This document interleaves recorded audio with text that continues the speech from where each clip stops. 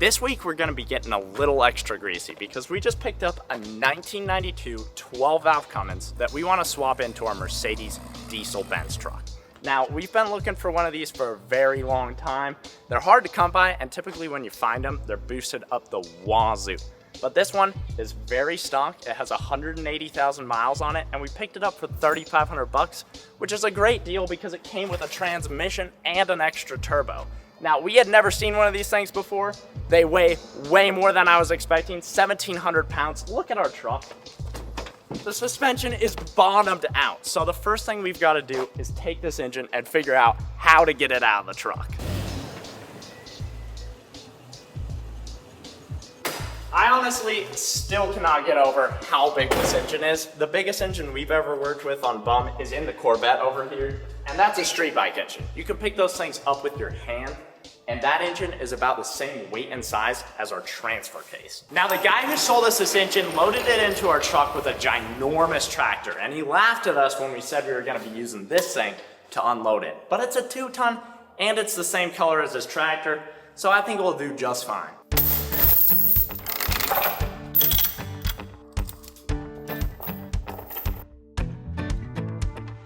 All right, here goes nothing.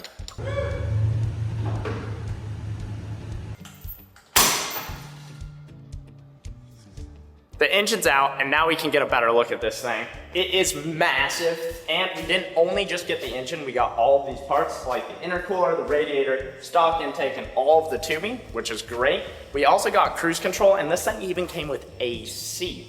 And this new turbo I was talking about, which has been refurbished, which is great, because if you look at this, that is a significant amount of play. That's a lot of play. It looks like it's seen its fair share of use, whereas this one is locked in, not going anywhere. Good for a serious amount of boost. Our plan with this engine is to upgrade the springs and the fuel pump, hopefully get about 400 horsepower and 800 foot-pounds of torque. That's crazy numbers in the world of cars, but it's totally doable with this engine.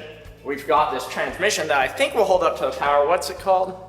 I believe it's an A518. An A518, which people on the forums are saying should be able to hold up to like 500 horsepower and 1,000 foot-pounds of torque, so we should be reliable with this one. But if you guys have any information on it or how to make it more reliable, let us know down in the comments. I think that's pretty much it though. I mean, that's pretty much it, yeah. That's pretty much what we're gonna do with this engine, but we don't even have the truck here yet, so let's go rescue it out of Taylor's yard.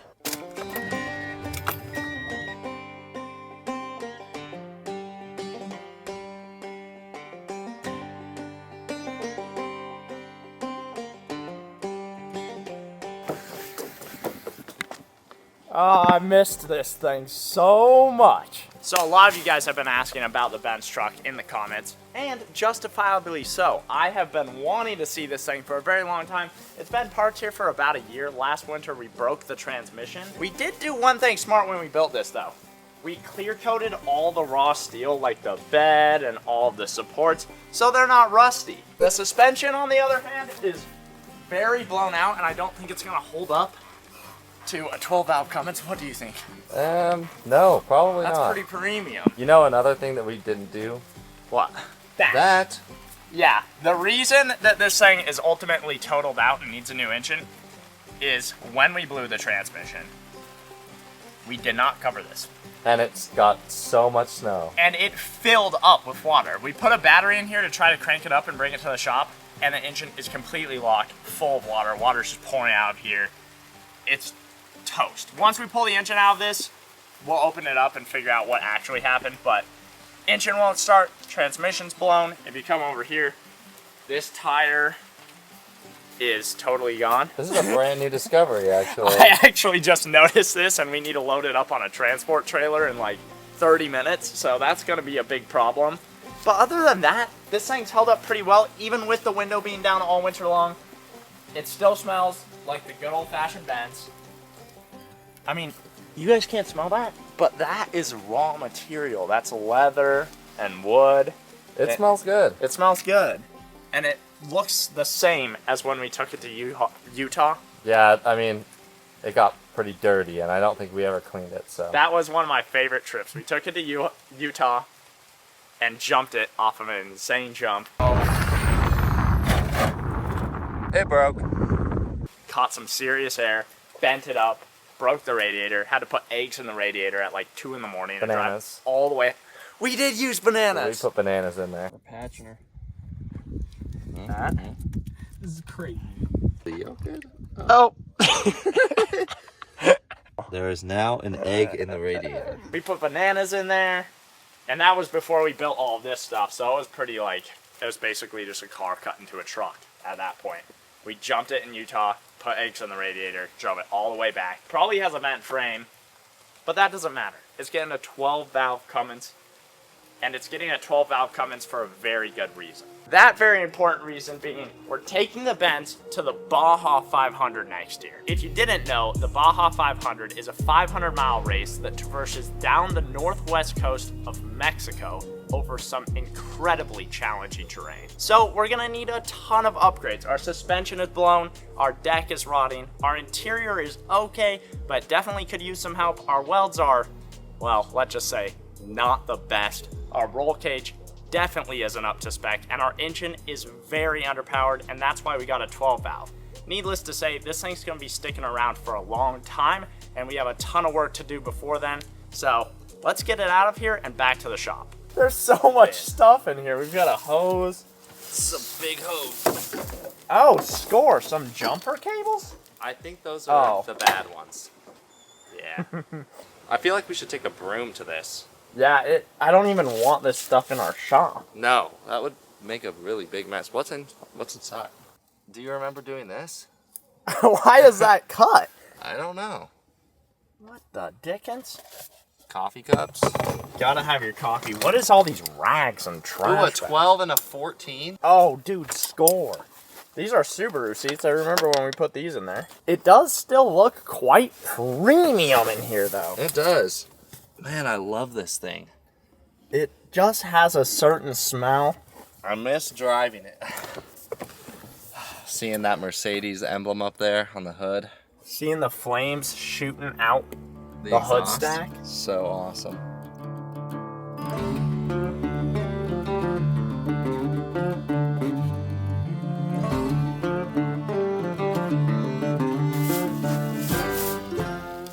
We definitely could have used like a leaf blower for this, but this is all we have. A broom. Sweet. It's a 1979 Mercedes 300 SD. Oh, it just doesn't currently run. Okay, tow truck's on the way. It doesn't move at all.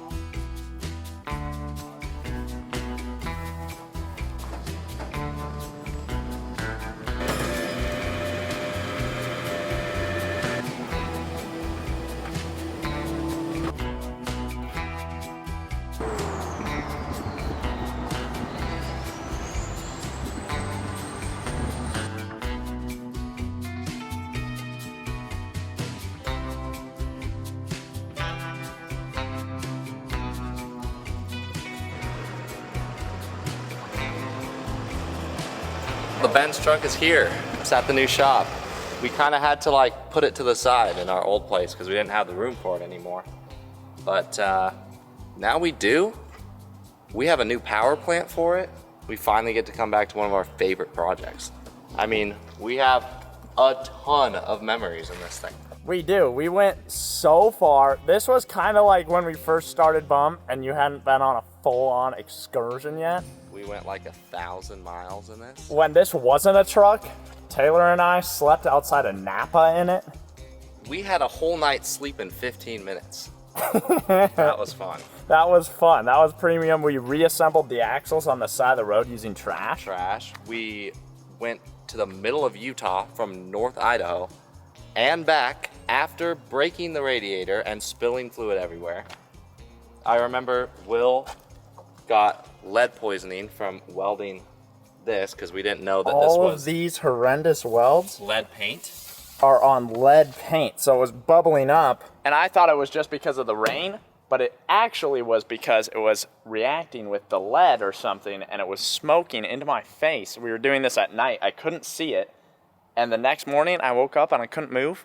I couldn't get out of bed. You looked like sick. He looked sick as a dog. That was the first time ever that I actually had to leave a video shoot. Yeah. I got there and I was like, okay, let's do this. He was like, I think I need to go home. I was like, yeah, you need to go home. Always use protection when welding on lead paint because it's probably the worst material I've ever worked with. But this thing is an absolute tank and it's great to have it back. Let's take a look at the good old W118 motor that we were so happy to achieve. It's been a while since we've seen it. It has. And I remember when we first got this was like our first introduction to diesel vehicles on bum. And it was so cool. It didn't have a hood when we got it and was just puffing out smoke on the test drive. Oh, that's Remember right. that? I forgot about that. It had like this weird piece of like heater hose pipe that came out here before we welded this exhaust up. It did. And we drove it all the way back from Oregon. Oregon coast all the way back to Coeurd'Alene. And it was smoking like crazy because we ended up turning that exhaust system downwards and it was just pumping diesel smoke all under there. Yeah, that was crazy. That was crazy. But when we came up with the Cummins idea, we were kind of thinking it was a similar sized engine. And now looking at this little engine, I don't know, man. I mean, I think we're cooked, brother. this is a 5-cylinder. And yeah, The 12 is a 6. this is much smaller. This is much smaller. And the only difference I was thinking is that just our trans in this would be smaller. Our transmission is smaller in this. Much. Our engine is smaller than this. And we're putting a 4-wheel drive transmission, so we also have a transfer case. Yep. So this is gonna be probably the biggest, most hard project we've ever done, I think. Yeah, I think so. Just as far as like weight and figuring things out. I don't think like getting the engine in there is gonna be hard, and because it's a 12 valve, it's all mechanical and that should be pretty easy, but it is like a big machine. And it is gonna be really fun to like dig into this and take this motor out and see what the real problem was. I'm just really curious, once we get this motor out, I'm curious to see how much smaller in scale it is to the 12 valve. Like sitting side to side. It looks like a meme. It's sitting over there and it looks like a brick wall and this looks like a child's toy. Look at this turbo. Come over here, man. You remember how big the 12 valve turbo was? Yeah. I kind of remember thinking this was like a moderate sized turbo. I remember being like, oh yeah, that's powerful. But I think this engine makes like a total of maybe 80 horsepower. Maybe. Maybe. On a good day. And I'm pretty sure when we take this engine out and we open it up, we're gonna find some serious damage in there. The first thing we gotta do is get this truck in the shop, get this engine out, start taking some measurements, and kind of figure out like a game plan on how we're gonna get the diesel engine that we just got in here. The Benz is in the shop, and the first order of business is getting this W18 out of here and figuring out what happens to it. This is gonna be a super greasy job, so let's lay a tarp and pull this engine.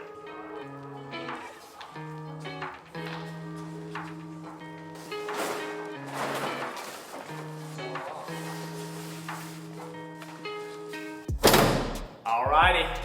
It looks like it's time to start removing this engine. You ready to get greasy? Oh, we're getting greasy. This is one of the greasiest engines I've ever seen.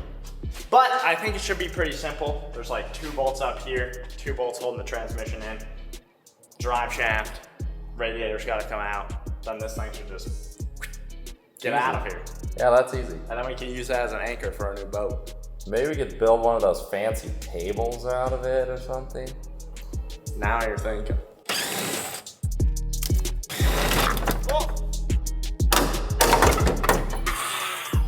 That is the jankiest design for us. What did you hit? It came back and smacked me, dude. Ah.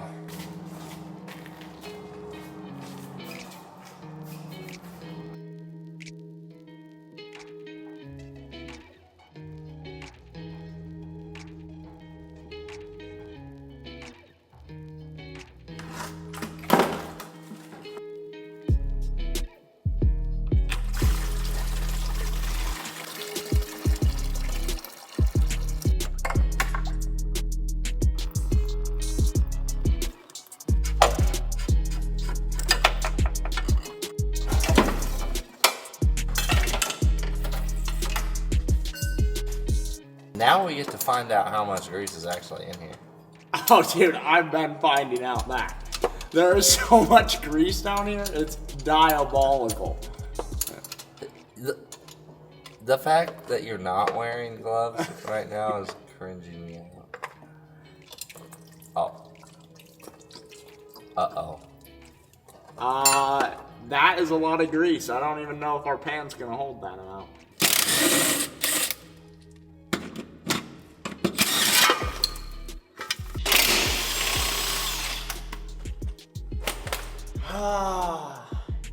The last bolt. Oh, I just got grease in my eye. All right, all the bolts should be out. I got some grease like in my eye. So Any grease anywhere else? no, we're all clean. We're all good here. So now it's time to hook up some chains to this engine, and hopefully it should just come right out.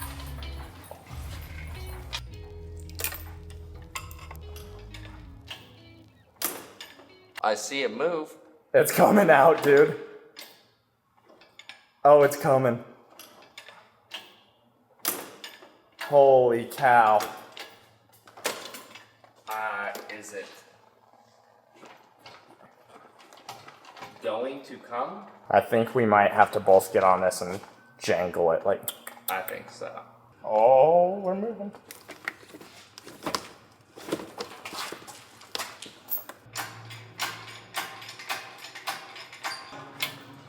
Thank goodness that worked. I honestly cannot believe how easy this engine was to get out. It was a lot of work because we didn't know what we were doing, but now I feel like we could get one of these out in like 45 minutes. A couple of bolts, a lot of grease, but the engine's out and it's looking smaller than ever compared to the Cummins engine. Yes. Like, Very. So this baby transmission is crazy. yeah, looking. check out this transmission. This is like a fourth of the size of whatever one came on the Cummins. Yeah, like my hand compared to this transmission, about the size of my hand, man. That's smaller than the transmission in a naturally aspirated Subaru. Yeah. What were they thinking? Well, I mean, this engine does only make like 80 horsepower, so it's not like Yeah. that crazy. Now that the engine's out, we can start taking measurements of our engine bay and check what actually happened to our small little Mercedes engine, because I'm very curious, so we're gonna pop it open and see what's going on. Remember the starting issues we would have? Yeah, I would always, like, we ran out of gas a couple of times and it would be like, and then it would start. I don't know what that's about, but. I don't know. Maybe has something to do with this. Oh, shoot. Like, What is this? Because this, I think, would be the starter motor. that's the solenoid? Solenoid? Why is the solenoid all like, dude, can you remove the solenoid all the way? You can. What is that? Why? How was it even working like that? I don't know. Well, yeah, I think that might be our starting issue. I don't think it's our seized issue because the starter was working, Yeah, it was. kind of. It was working. I don't think that's the problem. Engine wasn't turning over No. at all. It was like. So let's take this off, the valve cover, see if we can't find anything, and then we'll go a little deeper and pull the head off, see what the cylinders look like.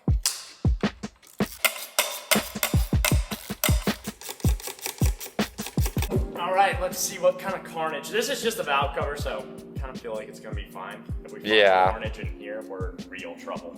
I think it'll be fine in there. Oh, wow. Wow, it's actually pretty clean and Yeah. simple, dude. Look at this. Look at this camshaft. It's a single camshaft all the way along. Really minimal damage. I don't really see anything wrong with it. I see some like scuffing maybe on the cams, Yeah, okay, but but other than that, I was expecting a lot more, honestly. yeah, Look at that's this tiny chain system. That's like mini bike chain. Isn't that pretty extreme? 2 of them. That's pretty cool. This made it all the way to Utah and back. and from the Oregon coast and back on simple technology. That looks like something you or I could build. Yeah, we could build a bum diesel. Diesel engine would be the most reliable engine ever known to man if we remembered to tighten all the bolts.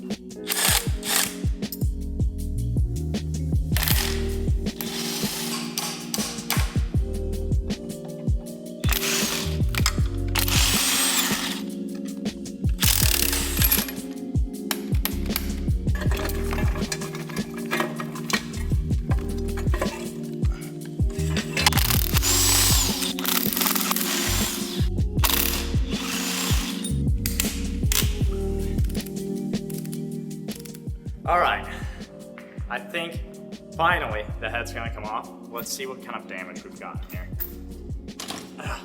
Oh man, will it? Yes. How heavy is that? Heavy as hell. Oh, it doesn't even look bad. Oh, valves. Maybe no? The valves are open, so that's not a problem. We've got a burnt plug right there. And the reason I can't lift this head all the way off is we're actually connected to a fuel rail system. So I don't want to damage that up too much. But honestly, dude, can you see any problems in there? Or is this thing just a tank and we're just like, maybe this little bit of fluid? I mean, there's some water in here. There's water. That might have been from us just doing that though. Yeah, I know. I was expecting to see like a little bit more damage. I was expecting to see like the last Gixxer motor water amount. Yeah, like a whole cylinder filled with water, but this is looking pretty clean. This is looking pretty good. Interesting. Possibly usable for a go-kart? Maybe. Diesel go-kart engine. I mean, this Scooter go-kart. It's got 100 horsepower. Yeah, like 100 horsepower. That'd be pretty nice in a go-kart. Maybe we'll keep this engine around. A little turbo diesel go-kart build. But for now, I want to take some measurements of the Cummins engine, see if it's going to fit, see what we've got to order, and come up with a bit of a game plan on how we're going to get that in there. And then we're going to wrap up shop and start ordering stuff for a super duper powerful Cummins swapped diesel Benz truck. Now, before we end this video off, I know I want to know, and I bet you guys want to know, is a 12 valve Cummins gonna fit in the Benz truck? So I'm gonna take some measurements from the fan to the transmission. It's just under 38 inches. Now let's measure our engine bay, because this engine bay is looking pretty small compared to that engine, and I'm just dying to know if we made a diabolical mistake and this is not gonna work. Oh, brother. Just above 38 inches. Nice. It's gonna be a squeeze, but we can definitely make it work. We might have to take that fan off and go electric fans, but that engine is going to fit. And next episode, really all we gotta do is build a couple of engine mounts. That whole engine is mechanical, so it should be pretty easy to start. We need a custom drive shaft. And then this thing is gonna be rolling right back down the road with a lot more power. I'm super excited. I hope you guys are excited. Have a great one, and we'll see you next time.